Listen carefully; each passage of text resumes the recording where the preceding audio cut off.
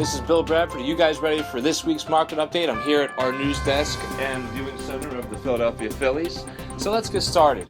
Today we have a great newscast for you guys. What we're going to be reporting on is the global Chilean salmon update, softshell crabs, and of course the wild Copper River salmon season opening. Now we'll also have an exclusive interview with the Open Blue founder, Brian O'Hanlon. But first, our top story.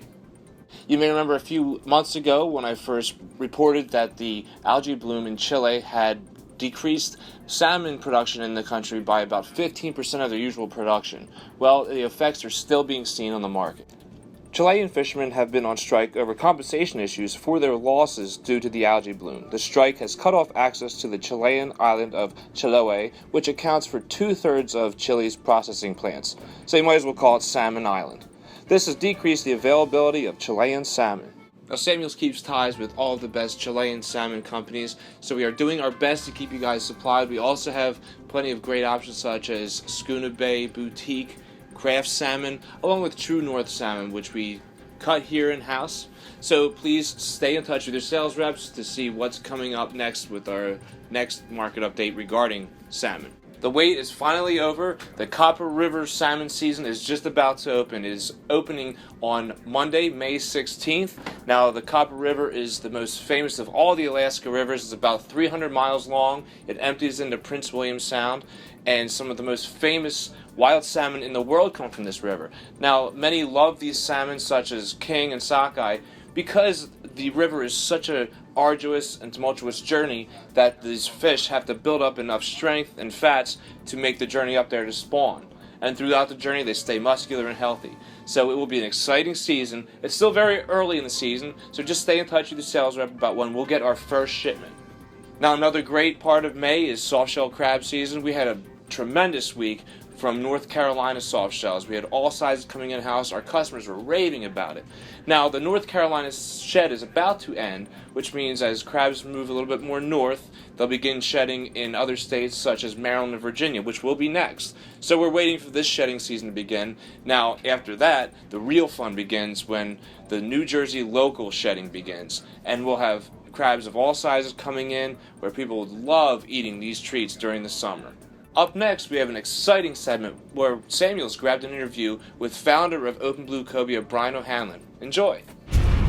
Okay, I'm very excited. I'm here with the founder of Open Blue Cobia, Brian O'Hanlon. Brian, thank you very much for joining us here in Philly today. Thanks for having us. Great. Now, I know you have a very diverse background right now, but you had your first saltwater aquarium when you were 6 years old. How did you go from that to operating the biggest open ocean farm in the world? I don't know. I've just had this just deep passion for the oceans, and always, wanted to create a career out of working in the oceans. And fish farming just seemed like a logical thing. I'm actually 3 generations in seafood. My grandfather started in the Fulton Fish Market back in the 1950s. Oh, wow. So grew up in the seafood industry, just seeing the trends in seafood, and at a very young age, just saw that the changes that were happening. We needed to, find new ways, innovative ways to produce fish. So we looked to the open ocean, which is kind of the last frontier in terms of farming, and just at a young age, just said that's what I'm going to do with my life. Oh, that's awesome. Now, is there a reason you chose the coast of Panama? Is there something that helps with the fish there? Yeah, so the waters off the Caribbean coast of Panama are just ideal for cobia, for the species of fish that we raise. But we looked at a number of locations from Mexico to Brazil. We even looked in the United States, really to try to find the best environment for the fish, and then to back that up with great infrastructure for transportation so we can bring the fish to market very quickly. Good access to labor, to skilled labor. Panama happens to be hurricane free, which is a bonus too, since we're building a lot of infrastructure out in the middle of the ocean. So there's a number of reasons why Panama just really made sense for us. Okay, great. Now let's get some spitfire questions done here. What are your 3 favorite preparations of cobia? I like it. I'd say I like grilled. I like ceviche, and there's some nigiri preparations that I really like. Just a nice piece of fish on a block of rice. So, okay, cool. And then, what are, in 3 words or less, describe some of the best selling points of Open Blue Cobia? I think it's very firm, great firm texture, but melts in your mouth almost like an M&M. It's got a high fat content, so it stays very moist. That fat content results in just very high omega-3, very healthy for you.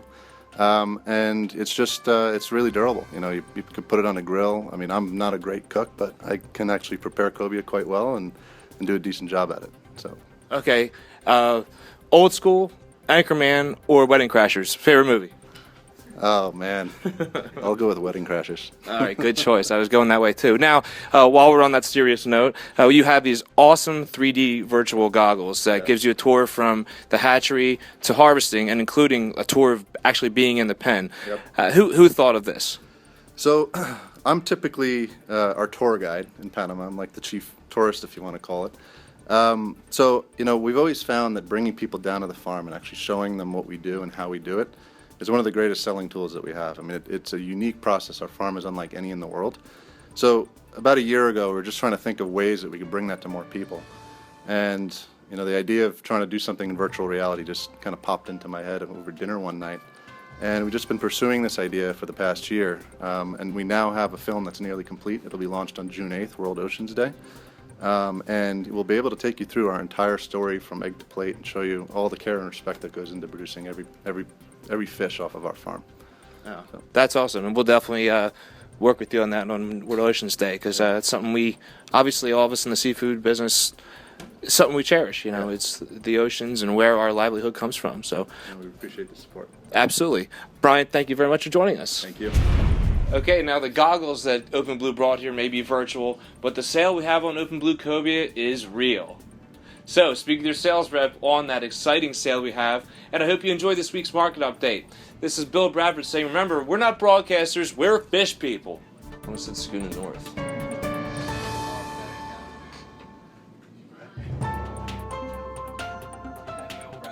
Wait, what do you mean? That's not a good one. What's up? No, seriously. What's wrong? Nice try, doctor.